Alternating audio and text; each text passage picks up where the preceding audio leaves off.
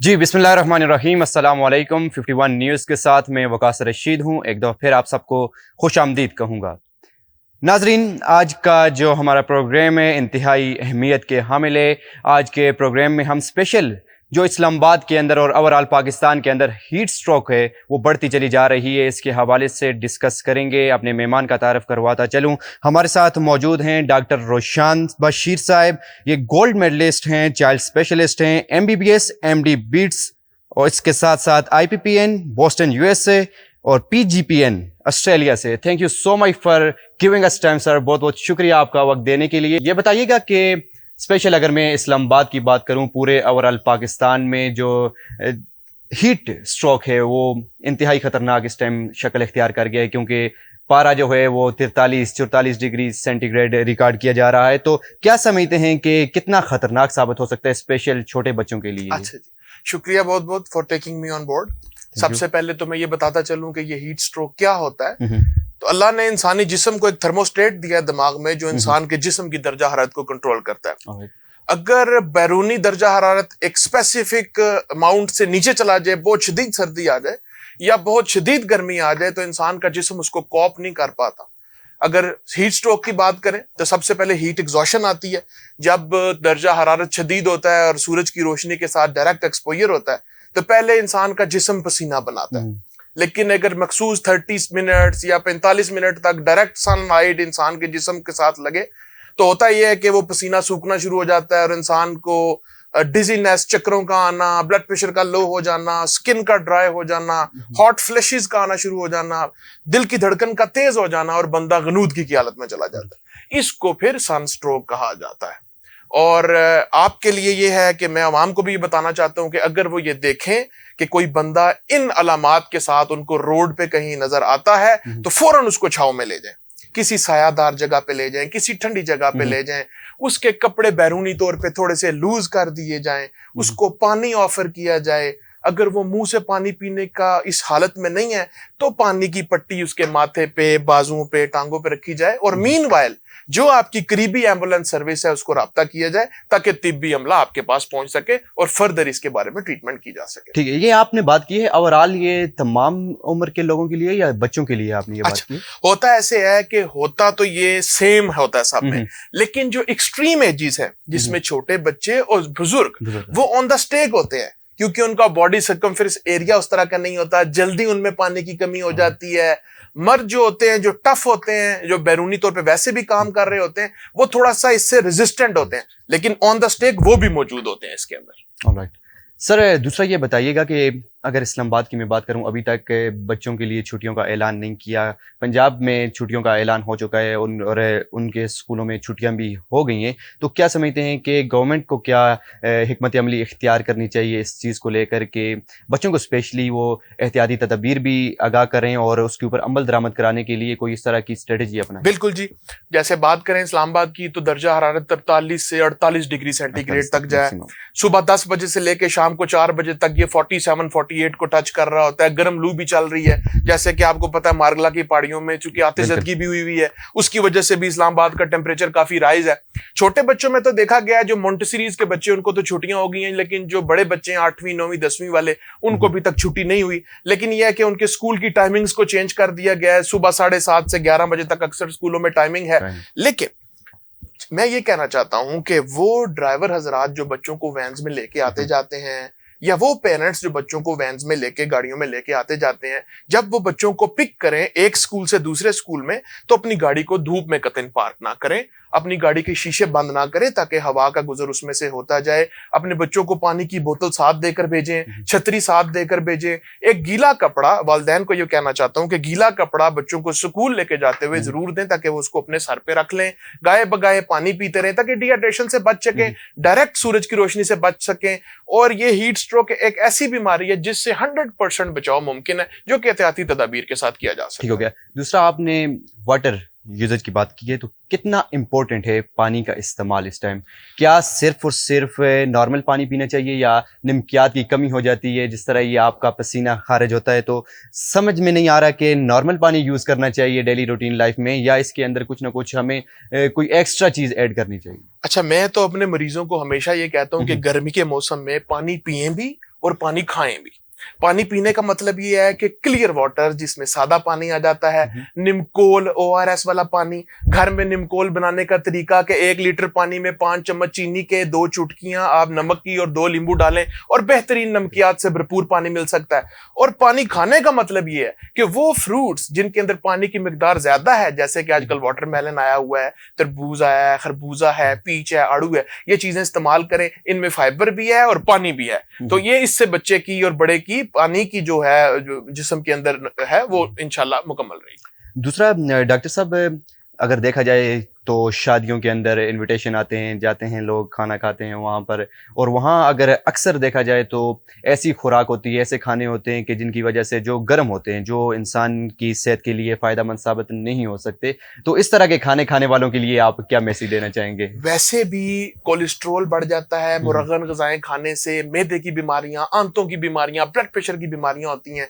लेकिन खास अगर आप गर्मी की बात करें तो मुरगन ग़िज़ाएं जिसमें नमक का इस्तेमाल होता है वो कम से कम करनी चाहिए, क्योंकि वाटर रिटेंशन होती है, सॉल्ट हमेशा वाटर रिटेंशन करता है। तो क्लियर ग़िज़ा, हल्की जल्दी हजम होने वाली ग़िज़ाएं, दलिया, खिचड़ी, कस्टर्ड, केला, दही, दाल, चावल, रोटी, सालन, इस तरह की घर की बनी हुई। ब्लड प्रेशर के ऊपर इफेक्ट पड़ता है इन चीजों? यस, मुरगन ग़िज़ाएं खाने से हमेशा ब्लड प्रेशर और कोलेस्ट्रॉल इंसान का बढ़ सकता है। हाँ, तो ज्यादा नमकियात का इस्तेमाल, ज्यादा नमकियात का इस्तेमाल करें। पानी में भरपूर नमकियात, ORS मिलता है बाजार से, वो पानी में डाल सकते हैं। आप घर में नींबू पानी बनाकर पी सकते हैं। नहीं है तो क्लियर वाटर, सादा पानी आप ज्यादा से ज्यादा पिए, ताकि आपके जो इनसेंसिबल वाटर लॉसेज हैं, सांस लेते हुए भी हमारा पानी खारिज हो रहा होता है, यूरिन पास करते हुए पानी खारिज हो रहा होता है, पसीने से पानी खारिज हो रहा होता है, तो गर्मियों के मौसम में जो ये चीजें बढ़ जाती हैं, ज्यादा पानी का इंटेक ज्यादा करें। कम से कम 2 से 4 लीटर पानी बंदे को पूरे दिन में 24 घंटे में इस्तेमाल करना चाहिए।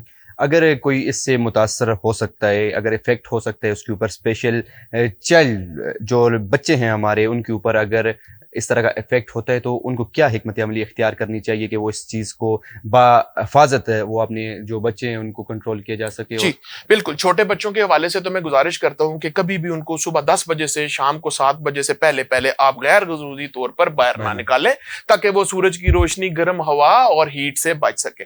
अगर लामहला उनका बाहर निकलना जरूरी है तो फिर वो हजरात जो मोटरसाइकिल पे बच्चों के साथ सफर करते हैं या खुले आसमान के नीचे सफर करते हैं, उनसे गुजारिश है कि वो मुतबादिल तरीका इस्तेमाल करें। वो पब्लिक ट्रांसपोर्ट इस्तेमाल कर सकते हैं, नहीं तो आप छतरी का इस्तेमाल करें, आप गीला कपड़ा सर पे लेकर निकल लें, पानी की बोतल साथ लेकर जाएं, गाए बगाए पानी पीते रहें। जितना कम डिहाइड्रेशन होगी उतना हीट एग्जॉशन कम होगी, उतना हीट स्ट्रोक कम होगा। ये ऑफिस में जो लोग काम करते हैं तो इनके हवाले से क्या कहना चाहेंगे? क्या इनको क्या एहतियाती तदाबीर इस्तेमाल करनी चाहिए इस हीट स्ट्रोक से बचने के लिए? देखिए जी, ऑफिस में चूंकि दर्जा हरारत इतना ज्यादा नहीं होता, लेकिन ऑफिस आते हुए और ऑफिस से वापस जाते हुए तो जो एहतियाती तदाबीर बताई कि पानी की बोतल साथ रखें, गाए बगाए पानी पिएं, गीला कपड़ा सर पे रख के निकलें, छतरी का इस्तेमाल करें, डायरेक्ट सूरज की रोशनी से बचें, सायादार जगहों से गुजरना अपना मुमकिन बनाएं, इन चीजों से बचा जा सकता है।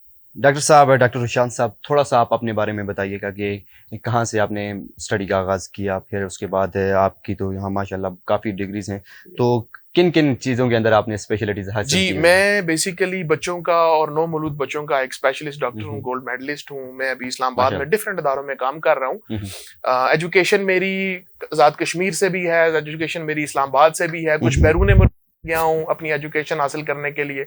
कुछ बच्चों में न्यूट्रिशन के कोर्सेज हैं मेरे पास, कुछ बच्चों में सेक्रेटरी के कोर्सेज हैं मेरे पास, और अभी मैं इस्लामाबाद में एक चाइल्ड स्पेशलिस्ट एंड न्यूनेटोलॉजिस्ट के तौर पे काम कर रहा हूँ। ऑलराइट, आज एक कन्वेंशन हुआ है जिसके अंदर फर्स्ट कन्वोकेशन HBS के जानिब से किया गया है, जिसमें 500 से ज़्यादा तलबात ऐसे थे जिन्होंने, नए जो नौजवान तबका है वहाँ से उन्होंने पास आउट किया है, और वो अभी अपनी जो फील्ड है उसके अंदर वो बतौर एक एक्सपीरियंस वर्कर के तौर पर काम करेंगे। तो कितनी खुशाइंद बात है कि यंग 500 डॉक्टर्स का इजाफा हुआ है पाकिस्तान के मेडिकल फील्ड के अंदर। बहुत जी, हमारे लिए डॉक्टर्स बड़े ज़रूरी हैं, क्योंकि पाकिस्तान में डॉक्टरों की बड़ी किल्लत है, और चूंकि हर मरीज को डॉक्टर की रसाई मुमकिन नहीं है, खास तौर पे जो दूर दराज के इलाके हैं, जो बैकवर्ड इलाके हैं, जैसे कि लोअर पंजाब कर लें आप, सिंध के अंदरून इलाके हैं, बलूचिस्तान के इलाके हैं, कश्मीर के दूर दराज के इलाके हैं, नॉर्दर्न एरियाज हैं, वहां पे डॉक्टरों की सहूलत मौजूद नहीं है। तो जितने नए डॉक्टर्स हमारे पास आएंगे उतना ही बेहतर है कि अवाम को उनकी रसाई मुमकिन होगी और बेहतर है, अर्ली डिजीजेस की डायग्नोसिस होंगी, अच्छा इलाज होगा और मरीज सेहतमंद होगा। That is very important. आपने यहाँ पर एक पॉइंट उठाया कि बैकवर्ड एरियाज के अंदर डॉक्टरों की सहूलत मौजूद नहीं है। अगर वहां पर कोई इस तरह की हरकत हो जाती है, कोई इस तरह का नेगेटिव वाकया पेश आ सकता है, तो उसके लिए क्या हिकमत अमली इख्तियार करनी चाहिए? जो बैकवर्ड एरियाज के लोग हैं उनके लिए आप क्या मैसेज देना चाहिए? बिल्कुल, ये जितनी आज हमारी डिस्कशन हुई, हमने जो भी इंपॉर्टेंट पॉइंट्स डिस्कस किए, लोगों को आगाही देना सबसे बड़ा मकसद है हमारा। क्योंकि हीट स्ट्रोक को जैसे ही आप डायग्नोज करते हैं रोड के ऊपर, और अगर वहीं से आप उसकी ट्रीटमेंट स्टार्ट कर देते हैं कि उसको आप सायादार जगह में ले जाते हैं, पानी ऑफर करते हैं, पानी वाली पट्टी माथे पे दोनों बाजों पे रख सकते हैं, आप उसको पानी वाली शीट में भी लपेट सकते हैं, उसका टेम्परेचर आपने डाउन करना होता है, क्योंकि जैसे हीट स्ट्रोक होता है बॉडी का टेम्परेचर 103 104 तक चला जाता है और आपने उसको डाउन करके 98.6 तक लेकर आना होता है। और जैसे ये सारा मामला हो जाए तो फिर आपको अपने करीबी तरीन डिस्पेंसरी, BHU, RHC जो भी मौजूद है वहां पे मुंतकिल करना पड़ता है। ठीक हो गया सर। ये एक इम्पोर्टेंट सवाल है। अभी आपने कहा है कि अगर हालत तशवीशनाक हो जाती है तो उसकी सूरत में क्या करना चाहिए?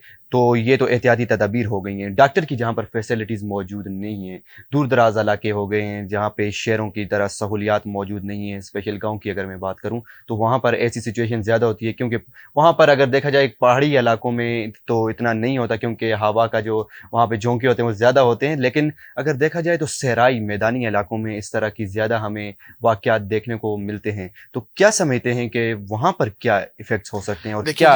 बिल्कुल, आपकी बात बहुत अच्छी है और बहुत वैलिड पॉइंट है आपका कि डॉक्टर की जिम्मेदारी जब शुरू होती है, एक तो वो पेशेंट आ गया जिसको हीट स्ट्रोक हुआ और उसको रिवर्स कर लिया गया, एक वो हीट स्ट्रोक है जिसने कॉम्प्लिकेशंस कर दी। जैसे कि हीट स्ट्रोक में जब सीवियर डिहाइड्रेशन हो जाती है, पानी की शदीद किल्लत हो जाती है, जिसमें नमकियात हमारे डिस्टर्ब हो जाते हैं, उसमें फिर इंसान के गुर्दों पे असर पड़ता है। गुर्दों पे असर पड़ने की वजह से एक्यूट किडनी इंजरी हो जाती है, हाइपोवोलेमिक शॉक हो जाता है, ब्लड प्रेशर बहुत कम हो जाता है। फिर उसके लिए हमें एक ICU set, intensive care unit की जरूरत पड़ती है, जिसमें हमारे पास कुछ लिमिटेड ड्रग्स होती हैं जो कैलकुलेटेड डोजेस में दी जाती हैं। तो कोशिश यही है कि पहले मरीज जैसे ही उसको रिवर्ट किया जाए, नहीं है तो फिर उसको करीबी BHU, RHC में लेके जाया जाए। वहां पे अगर उनको लगता है कि मरीज को किसी क्रिटिकल एरिया की जरूरत है तो फिर करीबी तरीन किसी बड़े टर्शरी केयर हॉस्पिटल में उसको शिफ्ट करना बड़ा लाजमी हो जाता है। कौन से मेजर पॉइंट, इंसान के कौन से मेजर पॉइंट को ये हीट स्ट्रोक सबसे पहले इफेक्ट करता है? सबसे पहले तो ये ओवरऑल बॉडी में डिहाइड्रेशन करता है, पानी की कमी करता है। जैसे ही पानी की कमी होती है तो हमारी नमकियात, सोडियम, पोटेशियम, उनको ये रिप्लेस कर देता है, उनको कम कर देता है। देन ये किडनीज के ऊपर सबसे पहले इफेक्ट करता है। देन ये ब्लड प्रेशर को लो करता है। जैसे ब्लड प्रेशर लो होता है तो इंसान के दिमाग में खून जा रहा होता है, उसके दिल में खून जा रहा होता है, फेफड़ों में आ रहा होता है, जिगर में जा रहा होता है। तो ये एक मल्टी सिस्टेमिक ऑर्गन फेलियर में जाके कन्वर्ट हो सकता है, जिसकी वजह से इंसान की मौत वाक़या हो सकती है। किडनी को ये ज्यादा मेजर इफेक्ट करता है। सर, आखिर में डॉक्टर साहब क्या मैसेज देना चाहेंगे स्पेशल वालिदैन को जो देख रहे हैं हमारे नाजरीन, उनको क्या मैसेज देना चाहेंगे? क्या वो एहतियाती तदबीर इस्तेमाल करें और अपने बच्चों को इस चीज़ से बचा सकें? बिल्कुल, देखें जी, एहतियात इलाज से बेहतर है और गैर ज़रूरी इस मौसम में अपने बच्चों को बाहर ना जाने दें। उनको खुराक का ख्याल रखें, पानी ज़्यादा से ज़्यादा पिलाएं, क्लियर वाटर, सादा पानी, जैसे कि उसके अलावा जूस पिला सकते हैं आप, घर का बना हुआ निमकोल पिला सकते हैं, नींबू पानी पिला सकते हैं। और धूप से बचाएं, गैर जरूरी उनको बाहर निकलने से बचाएं, क्योंकि हीट स्ट्रोक, हीट एग्जॉशन एक ऐसी बीमारी है जो 100% जिससे इंसान को बचाया जा सकता है कुछ एहतियाती तदाबीर करके। बहुत शुक्रिया डॉक्टर रुशान साहब हमारे साथ मौजूद थे, चाइल्ड स्पेशलिस्ट, इसके साथ साथ gold medallist. Thank you so much for giving us time once again doctor Rushan साहब, आपका बहुत बहुत शुक्रिया वक्त निकालने के लिए। इसके साथ साथ ही अपने मेज़बान वकास रशीद को 51 न्यूज़ से इजाज़त दीजिए। फिर मुलाकात होगी एक नए प्रोग्राम के साथ, तब तक के लिए अल्लाह ने के बाद।